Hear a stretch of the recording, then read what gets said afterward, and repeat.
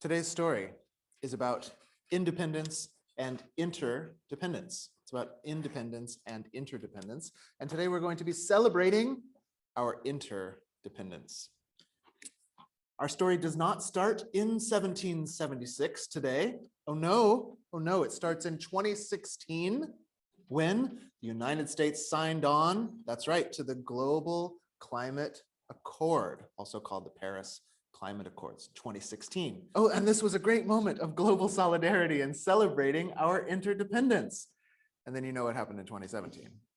When the US president announced he would be exiting, not us really, he would be exiting the Global Climate Accords. In the false dichotomy between interdependence and independence, hyper-individualism won that day. America first. Okay, back in 1776, though, remember, well, sort of remember, 1776, independence was declared in the United States of America. This was independence from Great Britain. This is like the easiest history lesson ever. Independence from Great Britain, but it was also part of a greater philosophical movement about independence that happened in the Western Enlightenment period. So this idea of independence was a big philosophical notion around these late 1700s. It was expressive of the philosophical moment throughout Europe toward the sanctity and dignity of individuals. This started kind of in the Renaissance. Renaissance was like the first inklings of the scientific revolution. Very cool. And one of the other things that you start to notice in the late 1600s, then coming to a head in the 1700s, was that instead of that you and me and all of us are cogs in sort of a great machine and none of us are thus important at all, right? Maybe the king is important, right? That's why they get all the privileges and all the rights, but individuals aren't very important. There was this change somehow philosophically as the scientific revolution progressed, the revolution of the sanctity of individuals also progressed. So this moment in history of independence was actually, we were declaring independence here and then France soon did the same thing, but it was actually indicative of this bigger philosophical turn that was happening at the time. The philosophy did have plenty of blind spots. I think we're running into that now. Okay, listen to this. All men are created equal. That sounds pretty good if you're a man.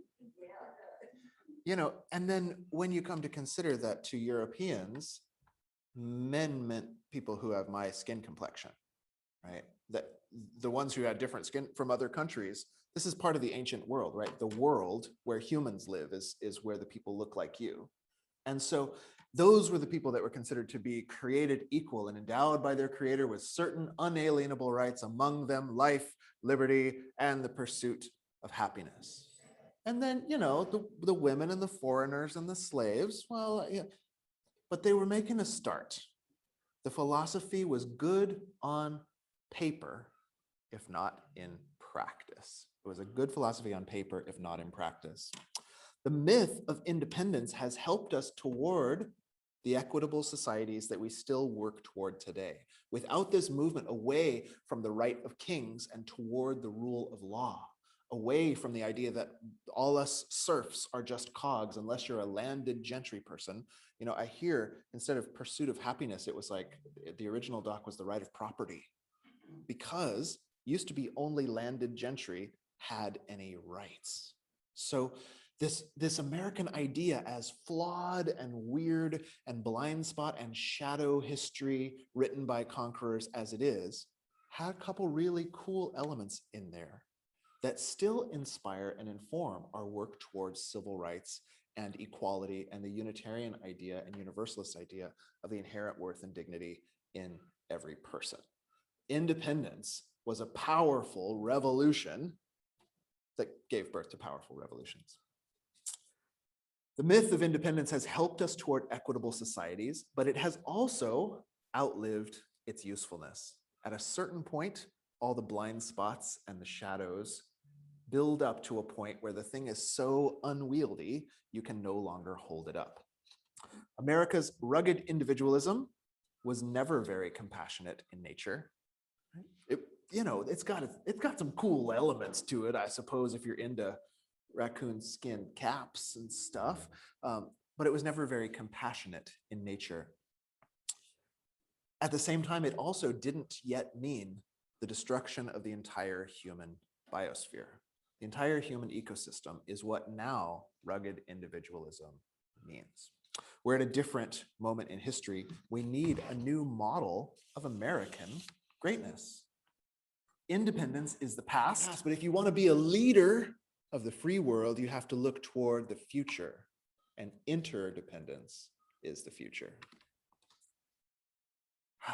Interdependence is not the same as dependence. This is I find a great talking point. When you bring up the idea of sharing, of community, they'll assume you mean a step backwards into dependent societies, dependent on the king, dependent on, collectivism. Well, that's next thing to fascism. And then they turn around and out the other side of their mouth, they try to sign you up for fascism. But it's a really interesting thing. And if we can make these decisions, I believe we can have more skillful discussions about it. Interdependence is not the same as dependence. Dependence would mean going even further backward. I personally can see why fascism is tempting. I can see why it's tempting, because you have to somehow figure out a way to get us all to work together. Humanity is an ungainly, multi-tentacled beast that it's a big old herd of cats, harder to herd than a Unitarian Universalist congregation. And I can see why to some folks the safe choice feels like moving backwards into let's just have faith that they'll be benevolent tyrant so that we can at least all start to work together. Independence was extremely important as a revolution in thinking, but it doesn't go far enough. We must transcend independence, but also include it in what comes next. It's the interconnected web, but it's also the inherent worth and dignity of everyone. We have to have both. We have to grow beyond the idea of America first, as if you could do anything that doesn't immediately ripple back to you from the rest of the world.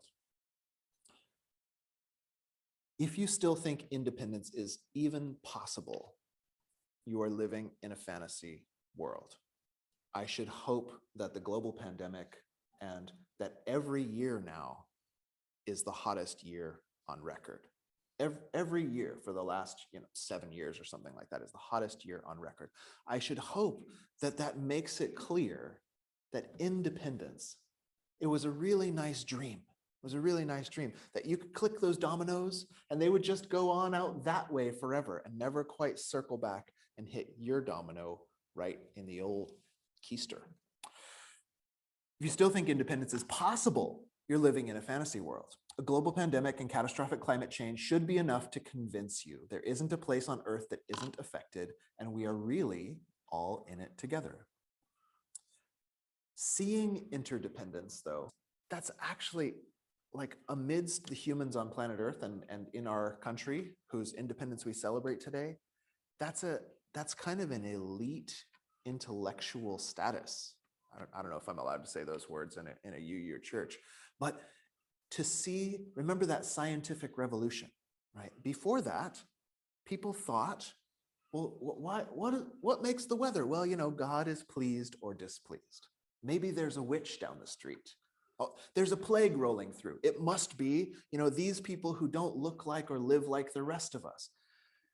That's what happened before the scientific revolution, where we started to think, oh, causality, right? One thing leads to another. A pretty hefty percentage of the population of your country still suspends causality for magical thinking when it suits their biases. When it suits their biases. Why did this happen? Well, because God doesn't like us very much. Why shouldn't we save the environment? Well, because I'm going to be elevated up to heaven before the stuff really hits the fan. So no worries. We switch over to just pure unverifiable statements. I'm all for freedom of religion, but please don't make policy based on unverifiable statements because it affects us all. Independence is a myth. Your practice of environmental despoilation as a religious right, that's a myth. That doesn't happen in a vacuum. That happens to all of us. Okay, so if we can't even get to basic causation, how in the world are we going to make the radical leap to reciprocal and recursive causation that happens in complex systems with exquisite sensitivity to initial conditions? Well, that's only the bad news, but we're supposed to be celebrating interdependence. We need a new mythology. My point to you today is that we need a new mythology. And a new mythology can't all be bad news. We must learn to celebrate our interdependence. We've been celebrating our rugged individualism and pioneering spirit. I think we've got that down. What do you think? Is 200 and some odd math years enough? Like I think we got rugged individualism and monster trucks and okay. You could probably be an interdependencist and get an electric monster truck and still pull that off, no problem. I don't know if you'd win the rally for a couple more years with your electric monster truck, but you'd be cool. You'd be cool. Oh, I think we've got that down. It's time to celebrate our rugged communitarianism and precautionary principles spirit. Okay, I'm going to work on the slogans, but rugged communitarianism, yeah, down there in San Jose, they made these walking communities, yeah, because they're tough and you can get from your house to the market on foot. But if you don't like that, there's Uber, and we've got interconnected high-speed internet everywhere, so you could just call an Uber. Boom, rugged, yeah. Okay.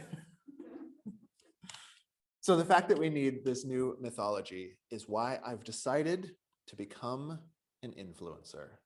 That's right, I wanted to announce it here today. I've decided to become an influencer. Yes, thank you, Brady, okay. You can see I got the selfie stick, right? I got the selfie stick. You guys can't see online, sorry, but I'll show you later.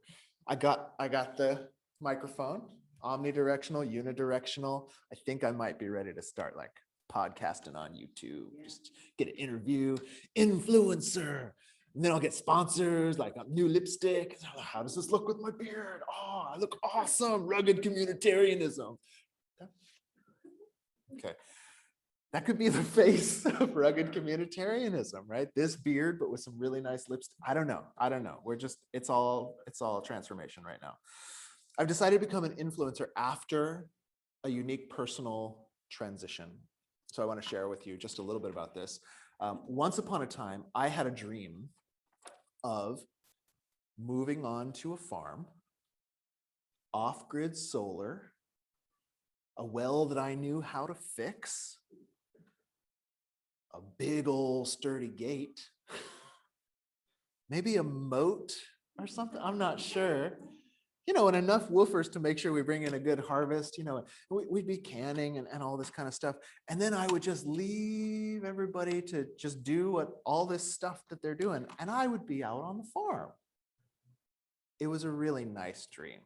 It was a really nice dream. About 2015, I think, I read Bill McKibben's book. He wrote a book, I don't know how to pronounce it, but he spelled the word earth with 2 A's. I highly recommend this book. Let's call it Earth, for lack of my knowing how to pronounce it. And why he did that is he said, climate change is now so irreversible that we are living on a different planet. This is no longer Earth. The harvests don't come on time anymore. The rains don't come on time anymore. When the rains come, they tend to come as hail that destroys your crop, right?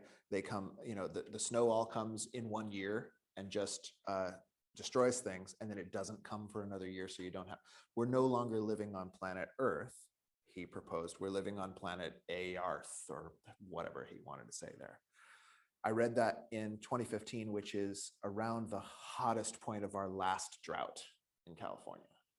And something clicked that my wonderful farm plans, as much as I know how to build an earth ship as they pioneered in Taos, New Mexico, were probably somewhere in that domino chain, that my dreams of independence, just, okay, well, let the world, it was probably imported to me in my early religious training, let the world go its way and I'll go my way and sow the seeds of a new tomorrow, was totally mythological and no longer a myth that conforms to the world we're living in. At the same time, I was doing service for my ordaining master, who was also my Kung Fu teacher. I would travel down at that time, I think it was just once a month, and I would teach for him so he could get a break, because he was like hitting retirement age and still running everything. So I'm like, okay, get a break. And someone had in the community donated me a guest room, which happened to be in the high-rise condo where all the richest people in town lived.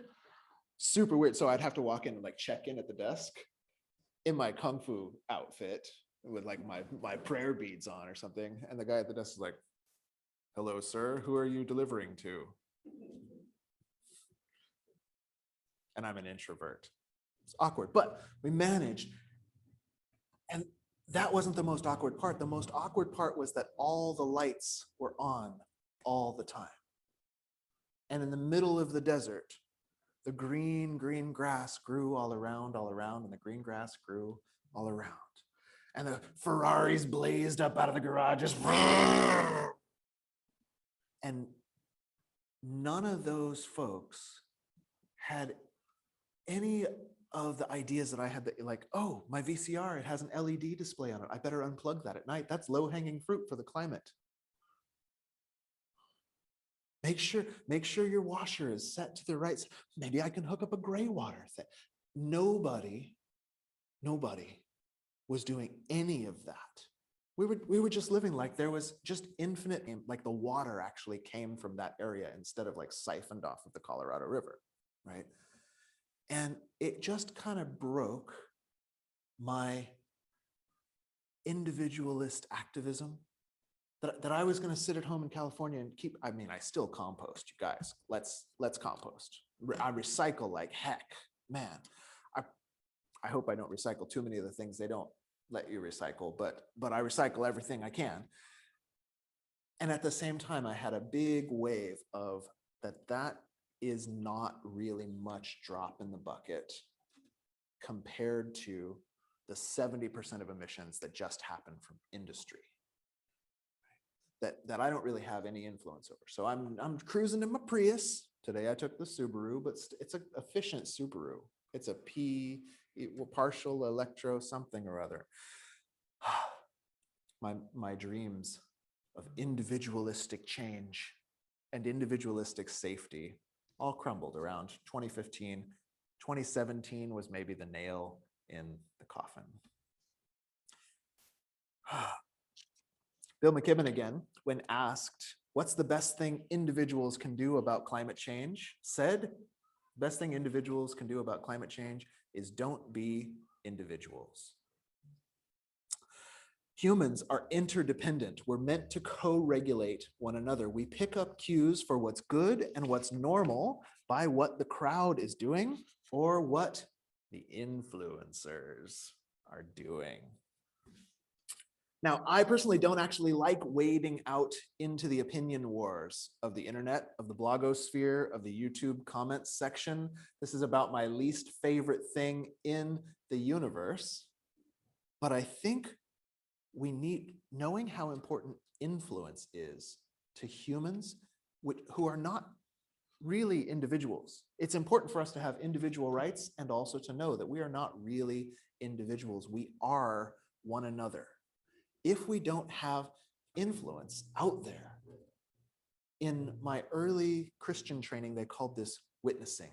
Did anybody learn this in Protestant school? Witnessing. You're a witness for the great grace of the Lord, which has changed your life, and now you shall bear witness unto others. Okay, I think We need, hopefully that didn't just traumatize you for me to bring that back up, because I think we need you witnesses. We need you witnesses. I learned this at UU summer camp. They said, if the liberal religious voices aren't out there speaking loudly and frequently, all people will hear are the regressive ones. We need you witnesses. I imagine it'll go like this. Oh, hi. Have you heard about Our Lady and Savioress, Mother Gaia?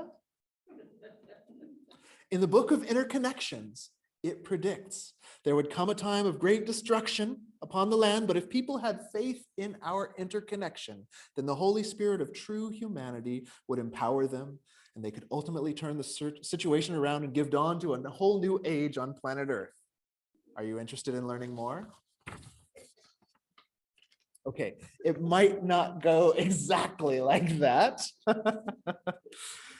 But the best mythologies point to our interiors and give us the clues we need to pull through crises and eventually find entirely new ways of being. We need a new mythology of American, specifically today, American greatness, not based solely on an illusory independence, but on a very real interdependence. We need to model celebrating our interdependence, the power of our connections. It's about how ecosystems regenerate themselves if you just stop messing with them. It's about how communities come together, and if you give everybody an equal voice, all of a sudden you'll innovate new ideas that none of us could have come up with on our own. There's power to celebrate in interdependence. We've already used the old school technology. My last mission for you was to use the independence technology, that handed down by the founders or the framers. Which one do you like, founders or framers? I don't know. There's some F word that we associate with slave owners that built this country. Handed down, and then we had to upgrade it, and we still have to upgrade it because not everybody has an equal voice. But y'all did use that basic level independence technology to vote out climate deniers from the highest seats of office. It's a great start. We can then add to that interdependence technology. It's not transcend and exclude independence technology. I mean, God bless those aspects of America that do make us great. But we've got to upgrade to interdependence technology as well. We need witnesses for the interconnected web because most people are not Earth-hating sociopaths. They're just misguided. There's an entire profession of professionals paid to misguide them for the very few Earth-hating sociopaths that think they can make other options for themselves once they've finished this ecosystem off. For the majority of people, I can give you another quote I learned to witness from the old book. Forgive them. They don't know what they're doing. We're under the thrall, most of us, not even of the myths of independence and causation that happens in a vacuum. We haven't even risen to the scientific revolution yet. We think that somehow we'll just magically be saved, or the king will save us, or the rulers will save us. We need new examples. We need you witnesses. We do also need to fight, but we do also need to educate. And I think celebrating our interdependence is a way to do that. Complex interconnected systems are characterized by extreme sensitivity to initial conditions, also known as the butterfly effect. And the thing I'd like to celebrate with you today is that we can all be butterflies. In the language of systems theory, we can think about creating a new attractor pattern. Attractor, from the Wikipedia, which you're not supposed to cite in your professional talks, but I did because that had a good little slogan here. An attractor is a set of states toward which a system tends to evolve. That was a mouthful. A set of states toward which a system tends to evolve. It's less about, once you get into systems theory, it's less about one, what do they call it? Single cause fallacy. Single cause fallacy. Well, I, solved climate change because it's not going to be one thing. it's going to be quite a lot of things that lead us toward a regenerative strategy to reverse climate change. So we have to think about attractors. That's the place that we want all of these various interconnecting causes to tend towards. Rather than thinking about how our individual, independent, teensy-weensy little actions can have enough linear single cause fallacy stuff to make the kind of change we need, we can think about using our connectedness to shift our culture's tendencies, where we tend to evolve, where the system tends to evolve. It's not that we constantly give rise to war and environmental despoilation and dehumanization because it's our nature. We do it because it's our habit. That's what seems natural. It's what we've always done. And nobody is out there beating on things in front of your door, getting really excited about a better option. We could be a better option. We have better angels of our nature. Celebrating our independence, we can speed the march toward our potential while there is still a minuscule window of time to do so. At the dawn of the scientific revolution, we began living in a world governed by rules, not the whim of hidden gods, elementals, or tyrants. We need that kind of independence. We need to understand causation, good old-fashioned linear causation, and the sanctity of individuals and their rights. But we know now that that doesn't go far enough. How we use those rules is the crux of the next revolution, realizing that we cannot be masters of the interconnected web, but we can take up the amazing power that comes from harmonizing with it. I believe a new mythology of interdependence will bring us hope, and that hope will guide us into the future. I have two kinds of hope, personally. First is hope in complex systems like the one of which we are a part. Okay, it's true. The bad news is that humans generally wait, so far we've seen, they wait to act until they're pushed to the crisis point. Have you noticed? That's the bad news. The good news is that when we finally act, we have tremendous resources to bring to bear. One of the properties of complex system is called, I'm going to be redundant here, but they're called emergent properties. That's the stuff that can happen when we get together as a community that can't get together when you are all alone. If you think of what's possible today with, geez, just look at the internet. Were you around for the 30 years ago internet, the 20 years ago internet? It's amazing what we can innovate if we put our minds to it. The solutions aren't lacking. Our ability to get together and divine them is the only thing we lack. I have hope in complex systems and their emergent properties.